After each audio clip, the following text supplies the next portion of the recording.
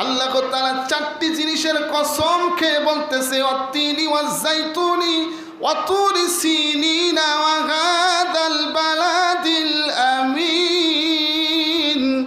আল্লাহ তাআলা চারটি জিনিসের কসম খেয়ে বলতেছে, জগতের মানুষ, দুনিয়ার মানুষ, তোমরা শুনে নাও, লাকাদ খলাকনাল ইনসান, আমি আল্লাহ চারটি জিনিসের কসম খেয়ে তোমাদেরকে বলছি এই কারণে, তোমাদের মতো এত সুন্দর আকৃতি, এত সুন্দর গঠন আমি আল্লাহ কোনো মাখলুককে দিই নাই।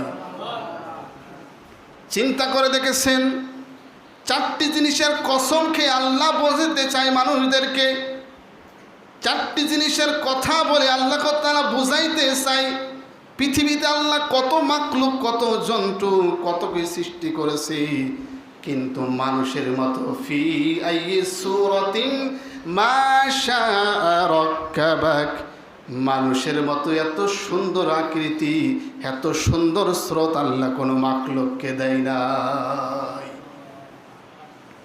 মানুষকে কত সুন্দর স্রোত, কত আকৃতি দিয়েছে, দুইটা নাক দিয়েছে কত সুন্দর, এই নাকের নিচে একটা জবান দিয়েছে, এই নাকটা যদি সামনে না দিয়ে পিছনে দিত তাহলে আপনি পচা খাইতেছেন না গলা খাইতেছেন, ভালো খাইতেছেন না মন্দ খাইতেছেন, আপনার বোঝার কোনো ক্ষমতা থাকতো না। কথা ঠিক কিনা? সে কথাই আল্লাহ বুঝাইতে চাই।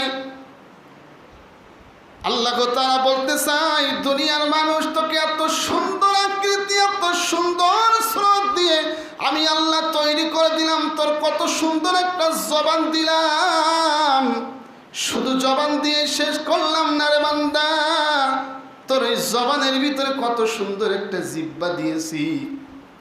এই জিহ্বাটা দুনিয়ার কোনো কারিগর, দুনিয়ার কোনো মানুষ তৈরি করার কোনো ক্ষমতা আল্লাহ তাআলা কত সুন্দর একটা জিহ্বা দিয়েছে। সেই জিহ্বার কথা আল্লাহ কোরআনের ভিতরে বলেছে, আলাম নাজআল লাহু আইনাইন ওয়া লিসানান ওয়া শাফাতাইন ওয়া হাদাইনাহুন নাজদাইন।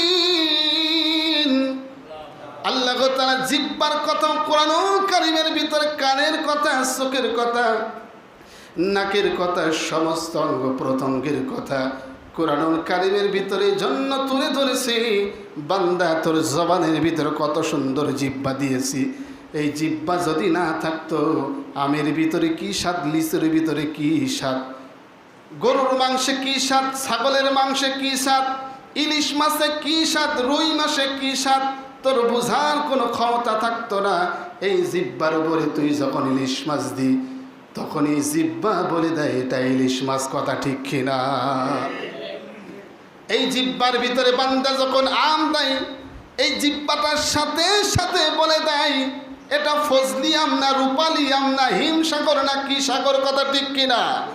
জিহ্বাটা এমন একটা মেশিন, এর থেকে বড় মেশিন আল্লাহ 3.5 হাত বডির ভিতরে আল্লাহ দিয়ে দিয়েছে।